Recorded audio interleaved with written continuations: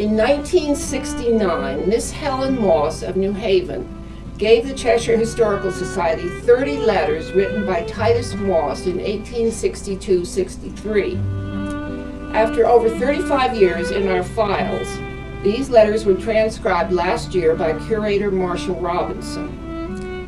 It's quite clear that the letters are only part of the original correspondence. But although they tell mostly routine incidents, the letters do give a very vivid picture of Union Army life and a very kind, decent man struggling to adapt and worrying about his little family in Cheshire.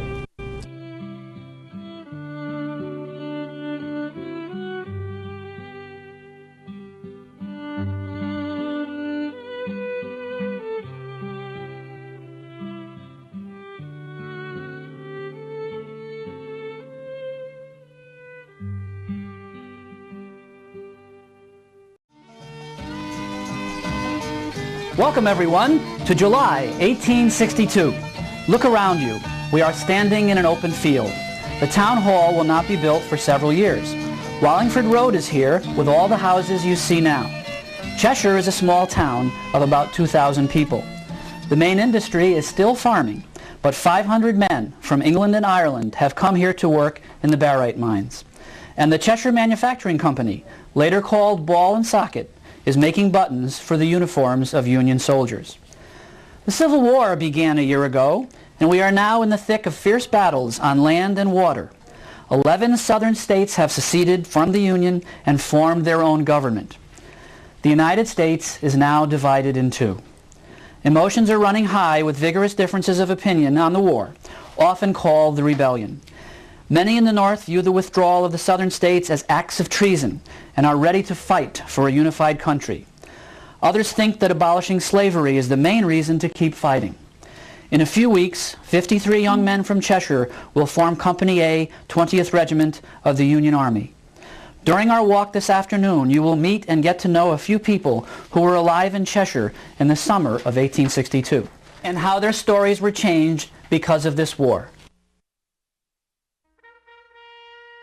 After the attack on Fort Sumter in April 1861, the first call for troops by President Lincoln asked for only one regiment from Connecticut. The response was so great that 3 regiments were formed and sent. According to a paper on Cheshire in the Civil War, written by Society member Mrs. E.I. Pardee, it was at this time that a group of young men in Cheshire formed a military company called the Home Guards. Their captain was Timothy Guilford, who had previously held office in a militia company in Waterbury. In July 1862, when President Lincoln issued the second call for 300,000 volunteers for 3 years, Cheshire's Home Guards resolved to enlist, calling themselves the Russell Rifles, but later becoming Company A of the 20th Connecticut Volunteers.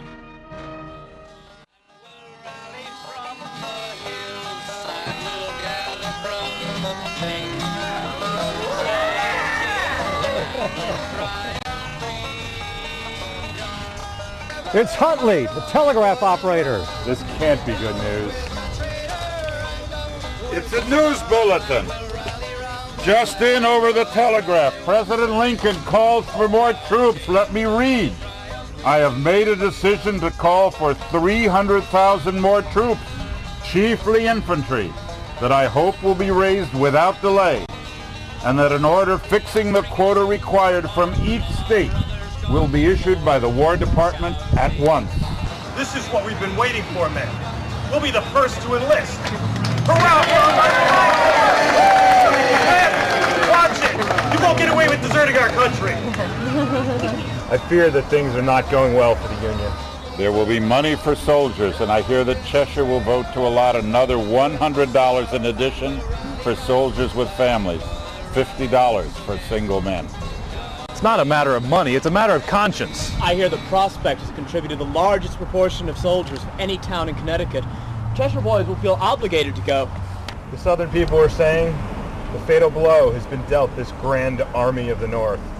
They think that their General Lee has turned the tide, and I fear Lee's army may begin to have a lot of success. I fear there will be many objections to this draft.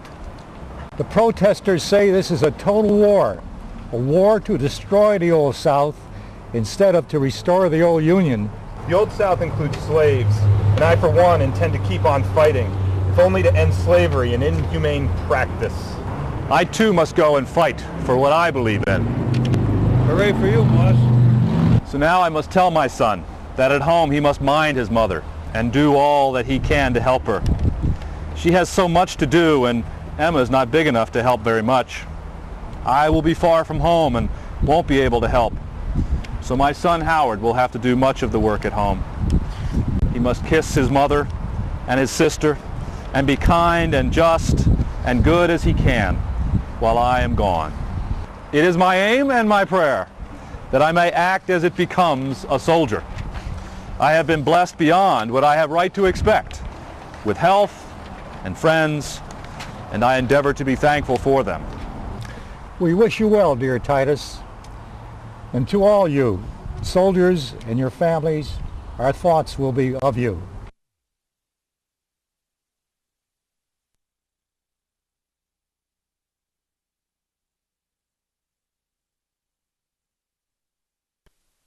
Nancy, this granddaughter of yours is just delightful. She has beautiful manners and she's very sweet in spite of her health. Thank you for your kind words and for your care of my young Emma. What shall we do for her? Have you met our nurse? This is our nurse, Emma, and Mrs. Moss. Our nurse has taken care of many people in Cheshire. It's true. Hello. My cousin is the faithful caretaker of the garden, and she and I have worked together so that we could select some very good medicinal herbs to help you out. And we selected 3 different kinds of herbs. Thank you, nurse. I am most grateful for your help. The first remedy we have is called hyssop, and it is made into a tea. And we are going to take this plant and cook it, and then we'll put it together, and you'll have it so that it helps your cough. And you can even, we have a special cup for you too.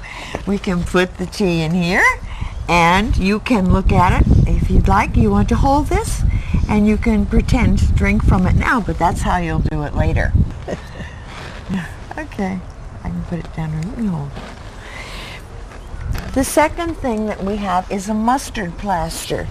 And this is used this way. We take the mustard seeds and we grind them up and we mix them with some flour and water, and then we put it on a cloth, and we then are able to put it right on your chest, and that makes chests feel much better because it brings warmth and circulation to the area. How does this plaster work?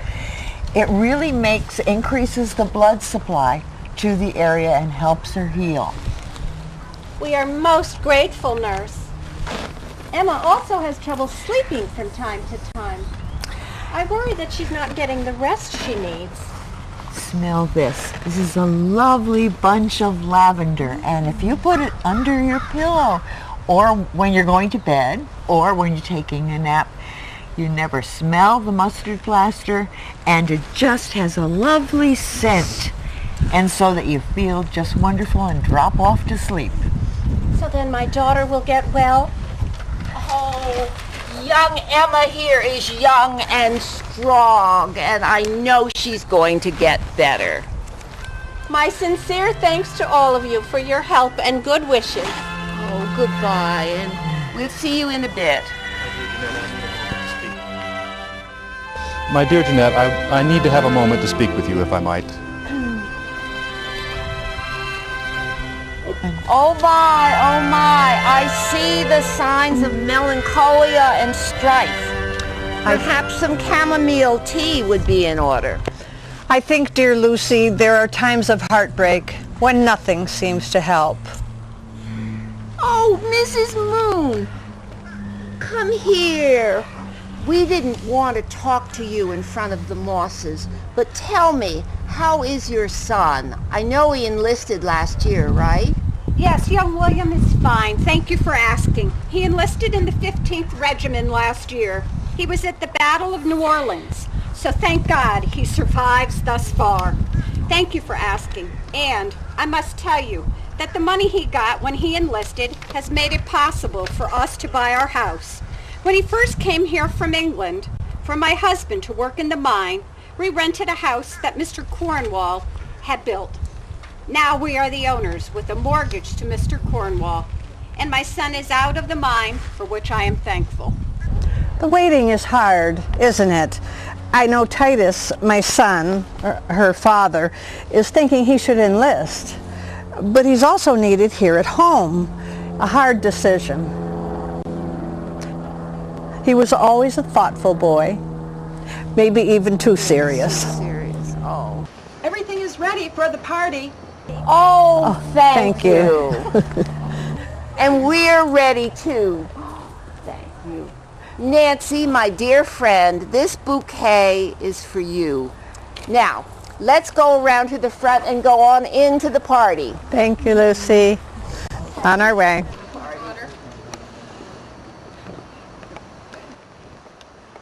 Connecticut sent over 54,000 men to the Civil War.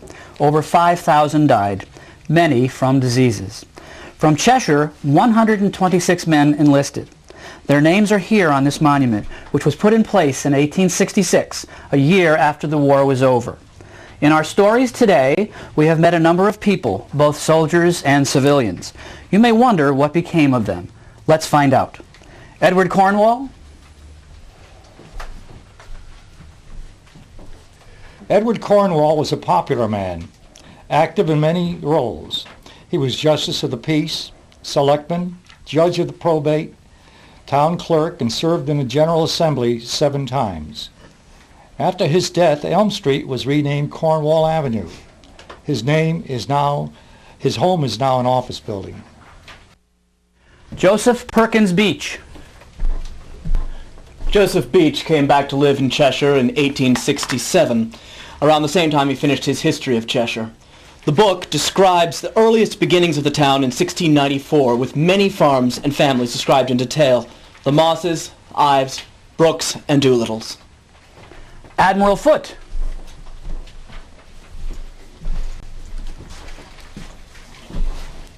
Even though Andrew Hull Foote was 56 in 1862, he wanted to go back and serve again after his wound healed, but he died on his way to his next command in June 1863.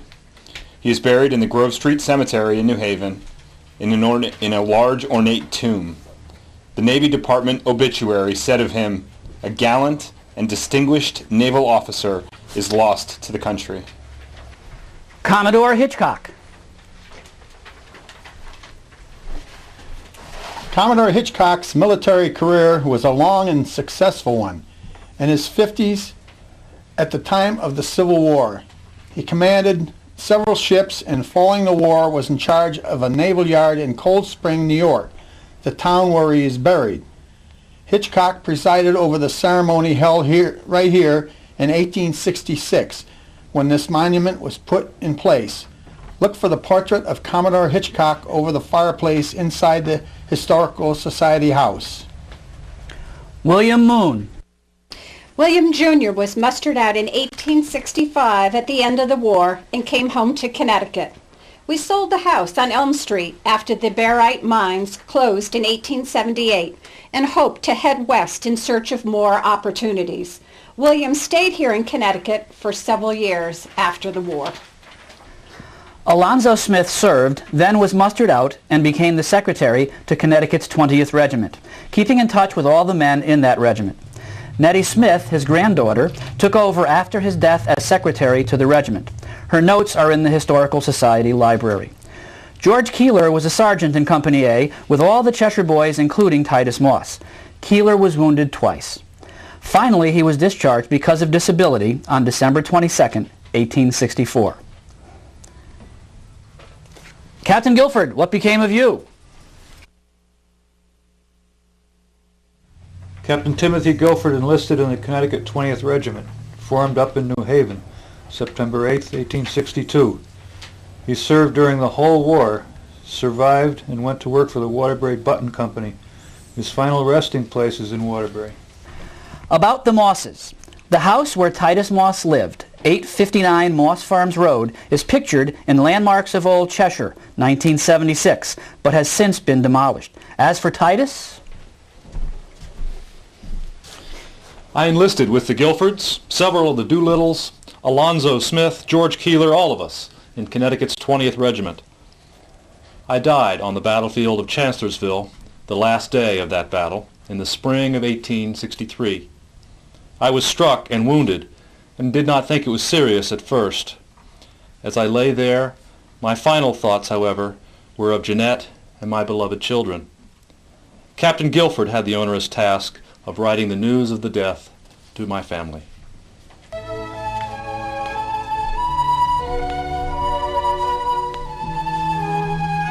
I'll never forget. The letter arrived on my 36th birthday, the 15th of June, in the year of 1863.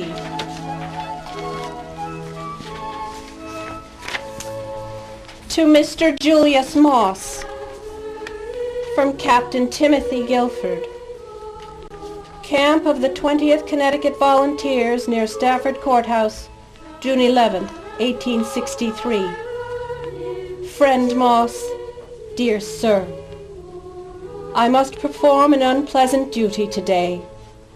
Colonel Worcester returned to camp yesterday and gave me some information in regard to our missing men. He says he knew your brother, had often seen him talking with Mr. Sanford, our old chaplain, when they messed together, and has the distinct recollection of seeing him on the battlefield at Chancellorsville, lying among the dead. This was when he was permitted by his captors to pass along under a strict guard near the line of works where our regiment lay on that terrible Sunday morning, May 3rd. He says he knew the face and figure of the man well, but associated him with the name of Joel I. Brooks, and that is the reason your brother's name did not appear in his report of the killed and wounded left on the field. After talking with Colonel, I am forced with the conviction that the most worthy and useful man of Company A was killed on the field of battle while nobly fighting the enemies of his country. 'Twould be difficult to find a man in the whole regiment who left his home and interesting family from motives as purely and unselfishly patriotic as Titus Moss. Always helpful toward others, and never wanting help himself, always considerate of others and forbearing, and maintaining a truly Christian spirit and conversation amid the demoralizing influences of the camp, he won the respect of and endeared himself to the whole company. The return of none was looked for after the battle with more earnest hope, and now that hope seems to be extinguished. I feel, my friend, that any attempt I can make toward assuaging a grief so profound as that you and the family of the deceased must feel, must fall far short of its object. I am with respect yours truly, Timothy Guilford. Titus Moss's remains never came back to Cheshire. He was buried where he fell, on the battlefield at Chancellorsville, Virginia. The Moss family's place of rest is marked by an obelisk at St. Peter's graveyard. And what of Emma? With the kind permission of those gathered here, I will read something that I wrote. Little Emma is gone to heaven, on November 26, 1863, an angel came and took her away. She was a lovely child, gentle and loving, the pet of our family, the youngest, only in her 6th year. But she could not stay with us any longer. Now that she is gone, I do not feel that I have sinned in loving her too well. If I went from home, she claimed it as her right to be the first to welcome me on my return. But all this is changed now. Death has set his seal on my beautiful one, and I am bereaved indeed. Many long and gloomy weeks have passed since I saw her in her last untroubled sleep. Oh, much as I had always loved her, I never looked upon her with such pride and tenderness as when I saw her wrestling with disease and death. Her sufferings were terrible, but she bore up against them with a brave fortitude that seemed wonderful in one of her tender years. Mrs. Moss, what became of Howard, your son? My son Howard was such a blessing throughout this time.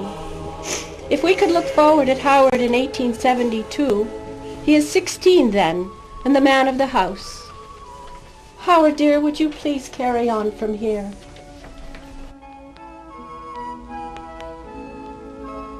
Of course, Mother. I remember my father every day of my life and try to be what he wanted me to be. I hope he would be proud of me for being active in our church, for my looking after Mother, and even my choice of wife. Mr. Beecher, I'm asking for your lovely Mary's hand in marriage. You have my blessing.